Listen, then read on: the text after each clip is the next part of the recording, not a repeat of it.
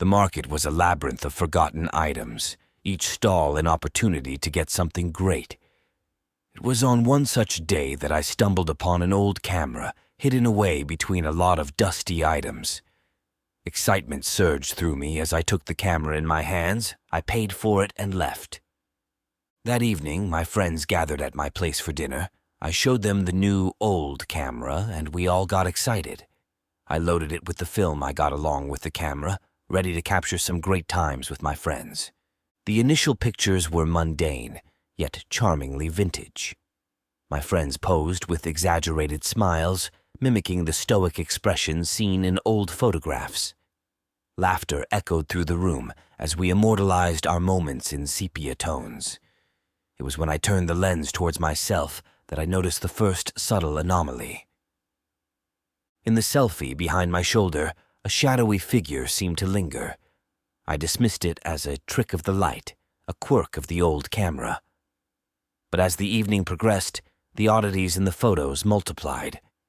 Faces in the background contorted into eerie expressions, and spectral shapes appeared barely visible.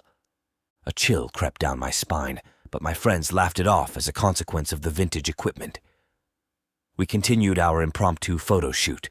As the night wore on, the anomalies intensified. A seemingly normal group picture revealed a ghastly face smirking from the edge of the frame. I gasped, prompting laughter from my friends who were convinced I was playing a prank. But the photos were beyond my control.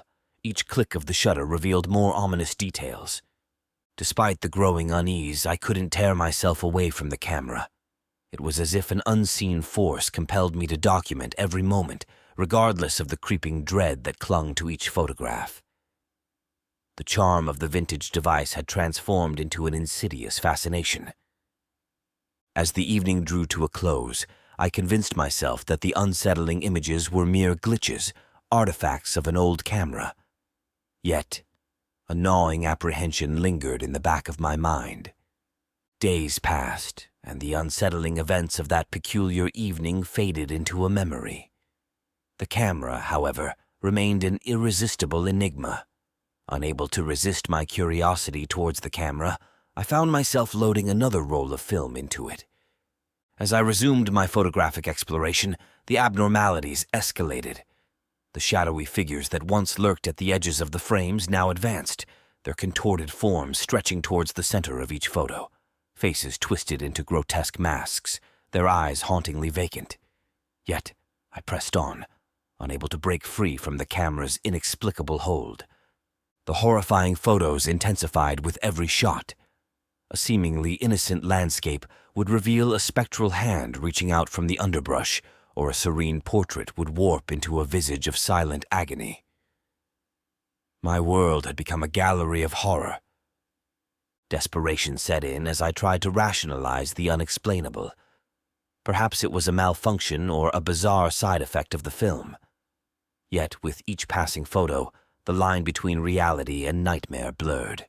I began avoiding mirrors, fearing that the creepy figures would manifest beyond the photographs.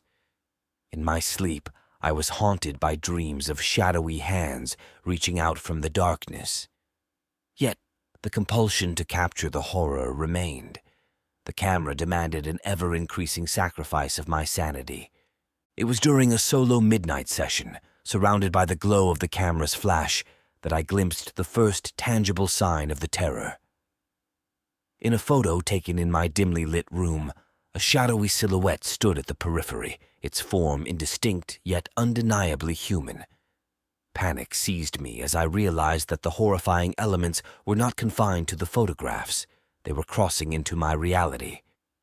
I examined the subsequent photos, watching in horror as the shadowy figure edged closer with each click of the shutter. It was as if the camera, now a conduit for horrifying forces, bridged the gap between dimensions. The once imprisoned horrors were breaking free, manifesting in the physical realm. In a desperate attempt to stop what was happening, I tried to lock the camera away. Yet, the compulsion to document the encroaching terror proved stronger than any rational resistance. It was a relentless descent into the unknown, and no matter how I tried to resist, the camera's call became an inescapable choice. I had to do it. As the final frames were captured, the shadowy figure loomed directly in front of the lens, its features still obscured. The realization hit me like a sledgehammer. I had become the unwitting architect of my own demise. I stumbled backward, the camera slipping from my trembling hands and clattering to the floor. The shadowy figure, now more defined, advanced with deliberate purpose. Its eyes, pools of abyssal darkness, bore into mine, sending shivers down my spine. Panic set in, and I scrambled to retreat, but the room seemed to warp and twist, defying the laws of reality. With each step I took, the figure drew closer. The walls seemed to close in, and the room itself became a nightmarish labyrinth. The photographs lay scattered on the floor. The figure's elongated fingers reached out, brushing against the images as if savoring the chaos it had wrought. As I stumbled over the disarray of photographs, the figure's form shifted and contorted. I could feel its presence seeping into the very fabric of my being, a cold darkness that threatened to extinguish the flickering flame of my sanity. In a last, desperate act, I gathered the strewn photographs and clutched the camera, its cold metal biting into my trembling hands. The compulsion to capture the unfolding horror remained relentless, even as I teetered on the brink of madness. I raised the camera, ready to document the final descent into the abyss. The flash illuminated the room, freezing the figure. "Ah!" the entity roared. "Stop blitzing me, you idiot. Thank God I'm not epileptic." Huh? I was stunned. I looked at the entity pulling off its face, and there stood my best friend, Michael. "What the fuck is going on?" I screamed. "Relax, it was a prank! The guys made it up after the dinner we had together. You fucking idiots, I thought I was gonna die. Wait, Michael, what is that behind you?" "Haha, Alex, nice try. I am the only one here to make it more legit." "No, really, Michael, there is something behind you." "What the fuck is that?" "Run!" We ran towards the door, while the room shook with a deafening roar as a figure lunged forward, its tendrils of darkness enveloping us. Before everything went black, I pushed Michael out the door and locked it up. "Get help!" I yelled at Michael. "I will keep it here." 15 minutes later, Michael was back with the police. Alex was gone, so was the camera. All the photographs were pure white, like they never existed.